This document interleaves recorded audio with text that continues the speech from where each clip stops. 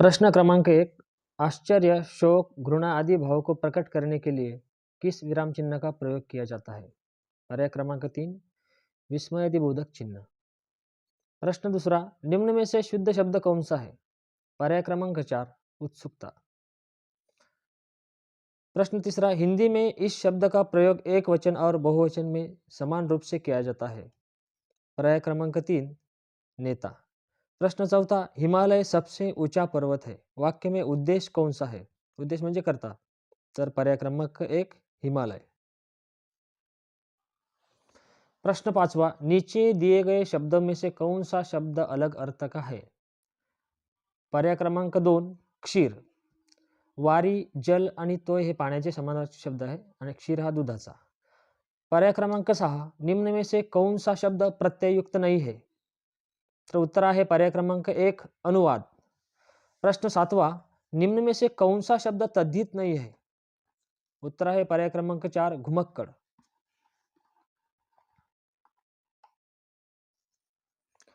प्रश्न 8वां, निम्न में से थोड़े में अधिक कहना इस अर्थ का मुहावरा कौन सा है? तर उत्तर आहे पर्याय क्रमांक 3 गागर में सागर भरना। प्रश्न क्रमांक 9, निम्न में से मध्ययुगीन कवि कौन है? तर उत्तर आहे पर्याय क्रमांक 2 रहीम। प्रश्न 10वां, जो अपने काम स्वयं करता है उसे टिम्ब कहते हैं और उसे क्या कहते हैं? तो उसे कहते हैं पर्याय क्रमांक 2 स्वावलंबी।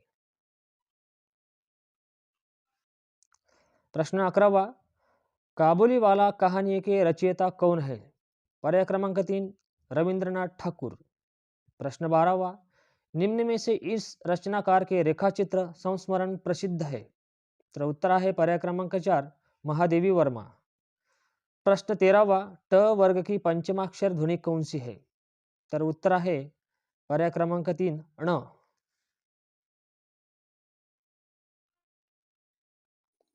प्रश्न 14वां, निम्न में से प्रेमचंद जी की कहानियों का संग्रह कौन सा है? तर उत्तर आहे पर्याय क्रमांक 1 मानसरोवर।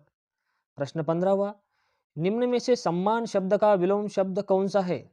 तर उत्तर आहे पर्याय क्रमांक 3 अपमान। प्रश्न 16वां, अपने मामा जी को पुरस्कार प्राप्ति हेतु लिखे हुए पत्र को क्या कहा जाता है? तर उत्तर आहे पर्याय क्रमांक 3 घरेलू पत्र। प्रश्न क्रमांक 17, सुशांत के माता पिता अमेरिका में नौकरी करते थे। वाक्य में प्रयुक्त कारक प्रत्यय कौन सा है? तर उत्तर आहे सुशांत के माता पिता। के पर्याय क्रमांक 3 संबंधकारक। प्रश्न 18 आणि 19 साठी उतारा आहे, त्यावर 3 प्रश्न विचारलेले आहे। उतारा वाचून घ्या, आपण प्रत्यक्ष प्रश्नांना सुरुवात करूया। प्रश्न क्रमांक 18, परिच्छेद में मेहमान शब्द का विलोम अर्थी कौन सा शब्द आया है? विरुद्धार्थी शब्द। पर्याय क्रमांक 2 मेजबान। प्रश्न 19, मेहमान का स्वागत कैसे किया जाएगा? तो उत्तर है पर्याय क्रमांक 4 शराफत से। प्रश्न 20, निम्न में से बेचारी भाभी के लिए आए हुए विशेषण का प्रकार कौन सा है? बेचारी। तो उत्तर है पर्याय क्रमांक 3 गुणवाचक विशेषण। प्रश्न क्रमांक 21, परिच्छेद में निसंकोच के लिए आया हुआ शब्द यह है। तर उत्तर आहे उत्तरामध्येच आहे पर्याय क्रमांक 4 बेतकल्लुफी। प्रश्न 22 ते 25 साठी कविता आहे आणि कवितेमधून प्रश्नाची उत्तर शोधायची आपल्याला। तर तुम्ही कविता वाचून घ्या, आपण प्रत्यक्ष प्रश्नोत्तरांना सुरुवात करूया। प्रश्न 22वां, उपर्युक्त कविता के लिए उचित शीर्षक कौन सा होगा? तर उत्तर है पर्याय क्रमांक 3 आदतें। प्रश्न 23वां, झुकाना शब्द कौन सा प्रेरणार्थक रूप है? तर उत्तर है द्वितीय प्रेरणार्थक। प्रश्न 24वां, सत्पुरुष संधि का प्रकार कौन सा है? तर उत्तर है पर्याय क्रमांक 2 व्यंजन संधि आहे। प्रश्न 25, निम्न में से सीखना क्रिया का अज्ञार्थक रूप कौन सा है? तर उत्तर है पर्याय क्रमांक 1 सीखो। प्रश्न 26वां, निम्न में से व्यंजनों का वर्ग कौन सा है? तर व्यंजनों का वर्ग पर्याय क्रमांक 3 प फ ब भ म पूर्ण वर्ण आहेत, व्यंजन आहेत। प्रश्न क्रमांक 26, निम्न में से व्यंजनों का वर्ग कौन सा है? हा परत झालेला आहे आपला. आपण पुढचा प्रश्न घेऊया. प्रश्न क्रमांक 27, निम्न में से पुल्लिंग शब्द कौन सा है? सरकार, गेहूं, दाल, नदी. तर उत्तर आहे पर्याय क्रमांक 2 गेहूं. प्रश्न क्रमांक 28,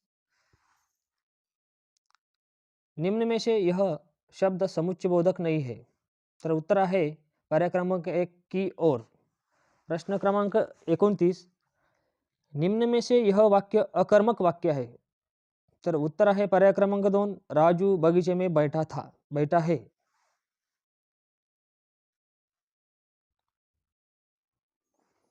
आणि शेवटचा 30वा प्रश्न आहे, राम बाजार गया था. वाक्य का अपूर्ण भूतकाल क्या होगा? तर उत्तर आहे पर्याय क्रमांक 4 राम बाजार जा रहा था. तर मित्रांनो, इथं आपले 2025 मधील टी परीक्षेचे 30 प्रश्न संपलेले आहेत आणि शॉर्टकटमध्ये तुम्ही बघितलेले आहेत. जर व्हिडिओ आवडला तर या व्हिडिओला नक्की लाईक, शेअर आणि सबस्क्राईब